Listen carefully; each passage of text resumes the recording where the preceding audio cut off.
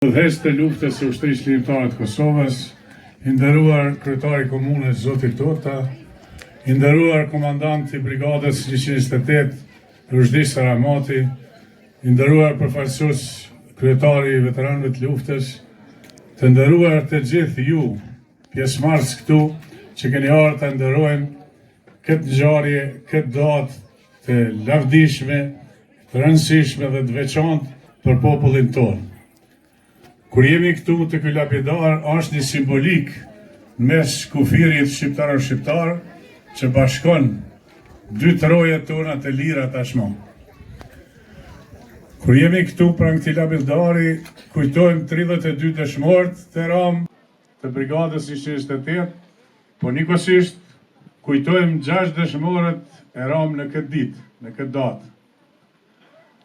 Lufta e ushtrisë ligjitare të Kosovës nuk lindi rastësisht, u përgatit me dekada, me vite, nga shumë veprimtar të ilegales, si që ishte Rushdi Saramati që nga viti 1975, me vllajën e tij Maksutin, i cili na sillte literaturë të Shqipërisë nga Gjermania dhe porosit nga Shqipëria mam përmes Angel Kolonecit në Austri.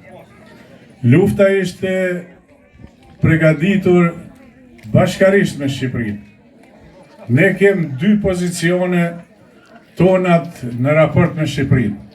Një është legal, Shqipëria që bashkëpunoi me Jugosllavinë në kuadër të Jugosllavisë, edhe me Kosovën, dhe një është nën toka e Shqipërisë që bashkëpunoi me nën tokën e Kosovës vazhdimisht deri në organizimin e luftës. Dhe kështu e faktojmë edhe këtu në këtë lapidar i kemi të përbashkë dëshmorët Shqipërisë dhe të Kosovës. Shqipëria dha 37 dëshmorë për Kosovën, dha mbi 1700 luftetarë për Kosovën.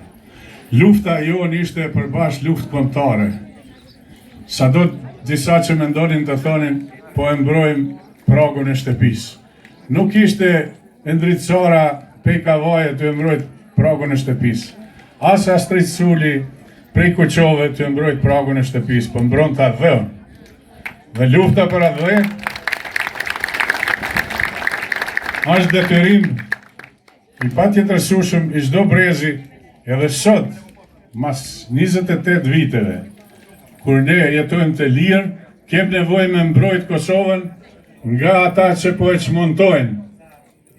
Si që bën atëfar ekspozitën ai Gashi, e si që thot Soroje, Moroj, që nuk ka pasur që kë kur, e si që donë të tjerët të çmontojnë historinë prej Aleksandrit Madh, Skënderbeut, Enver Hoxhës e deri te Adem Jashari. Ne e dim mirë rrjedhën e historisë dhe jemi koshient që historia nuk guxon të tjetërsohet. Ushtria ligjitare e Kosovës ka bën më shumti pas Skënderbeut të kënej për çështjen e kombit. Ushtria ligjitare e Kosovës vetëm në zonën e Pashtrikut, që shtrihet mjaft gjanë nga moja e Pashtrikut në rrugën e Thasit, të Urashejt, për Drini, në Klin, e deri te Kamaroni e kthehet për Kishnarek, e mbi Budakov, mbi Kabash, mbi Vri e Ngjallis. Kjo ishte zona operative Pashtrikut me 7 brigada, 800 nominume për njëra mbeti fiktive. Rezultati i brigadës 128 ka mbresat e fuqishme në popullin tonë, po ka edhe hata të mëdha mbi popullin serb, mbi ushtrinë serbe, sepse e çrregulloi komplet bashkë me NATO-n, luftëtarët tanë bon namin në Goruzhup, i cili u kall flak. Prandaj meritat e ushtrisë ligjitare të Kosovës duhet sankcionohen me ligj, si vlerat e luftës. Nuk guxon askush të luaj me vlerat e luftës së ushtrisë ligjitare të Kosovës. Kur flasëm për Rushdi Saramatin, gati thuja flasëm për një legjend. Ky nuk ishte i lidhur veç me Halil Alidenën, por ky ishte me dekada si familje ku pritte dhe përcillte njerëz në Shqipëri dhe në sjelltas.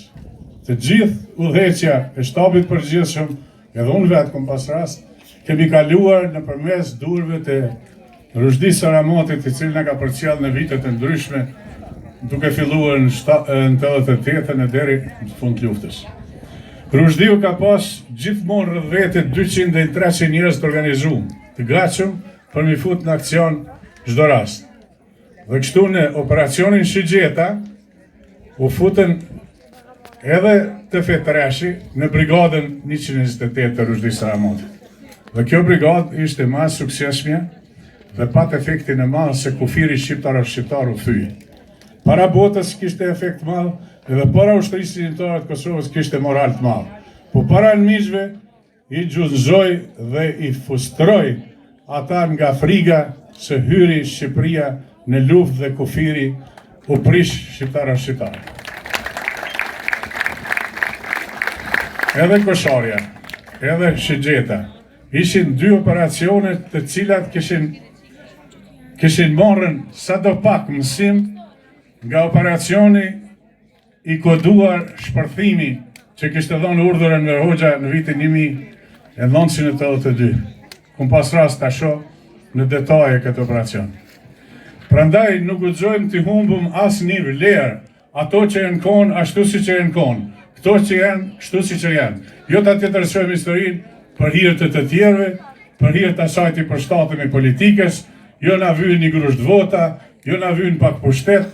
Historia dhe gjaku i dëshmorëve nuk guxojnë të shkilen as të keq përdoren. Lavdi dëshmorëve të kombit, lavdi ushtrisë sinjtare të Kosovës, respekt luftëtarëve.